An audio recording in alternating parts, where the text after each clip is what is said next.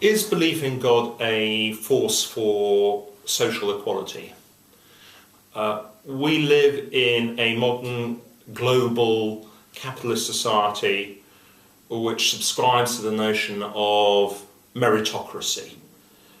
If people do well in life, particularly financially, it's because they deserve to, it's by dint of their own effort and applied intelligence, and likewise, if people find themselves at the bottom of the economic ladder, the fault is ascribed to them. They're seen as slackers or no-hopers.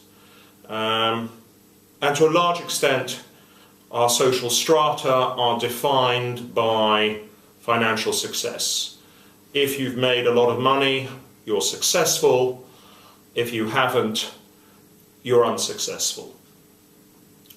So, what is the Jewish perspective on this? And, it's interesting, we normally think of belief in God as being something which very much applies in the private domain, as opposed to the social domain. Well, I'm sitting here talking to you on the eve of the Jewish New Year, Rosh Hashanah, and what is fascinating is our sages, the Talmudic sages, teach that each and every human being's livelihood is determined by God on high on this new year. Whatever we're going to earn in the forthcoming year, whatever our financial success or failure will be, is determined by God and God alone.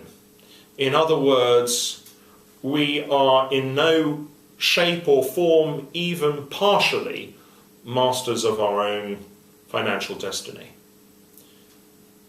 Now, this is a completely different way of looking at the world to the way that we normally look at it. In effect, we can turn round to the super rich, to those who have done well financially and been successful, inverted commas, and say to them, your success is not a function of your own talents and abilities, but decisions that were taken by God himself. Likewise, we can turn round to the poorer members of our society and say to them, don't beat yourself up for finding yourself at the bottom of the economic ladder, because this was something above and beyond your control. This has been decided on high. So what we see is that the Jewish notion of faith in God is an enormous social equalizer. There is no reason, if all the decisions have been taken on high by God himself as to who should have more money and who should have less money during the course of the year, there's no reason for the wealthy to pat themselves on the back and consider themselves the social superiors of those who are less fortunate than themselves. And in the same way, those who are poor, those who are not financially successful, should not consider themselves the inferiors or social inferiors of those, inverted commas, who have done better in life. But this great social levelling raises another question, another profound question, which is, why doesn't God see to it that we all have an equal portion and an equal lot in life? Why isn't the global pot of wealth and resource allocated evenly, distributed in a just and egalitarian fashion by God, if he's the one who's making the calls on high? And here our sages again give us a profound insight. They tell us that the reason why God created a world with rich and with poor, those who are more economically fortunate and those who are less economically fortunate, is for the following reason. God deliberately created social and economic imbalances in human society so that we should address them. In other words, the rich man has been given his wealth in order to help and assist those less fortunate than himself.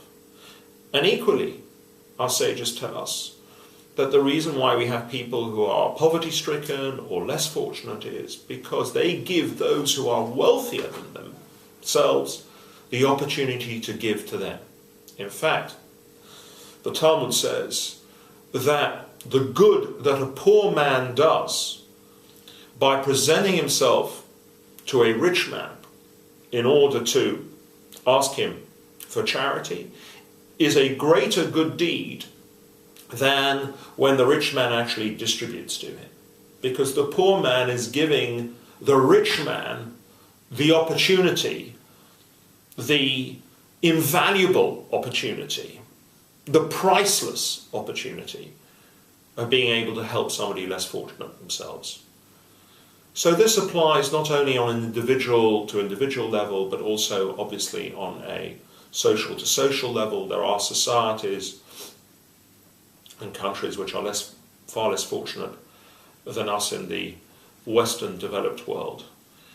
And I think this way of looking at the distribution of wealth in our world, to realize that we cannot attribute wealth to the particular talents or, if you will, merits of individuals or societies, but rather that these decisions have been taken on high for reasons known to only God himself, is an enormously and profoundly strong force for social equality, in the sense that we need to realize all of us are truly equal, even if we may have a different resource set to our neighbour.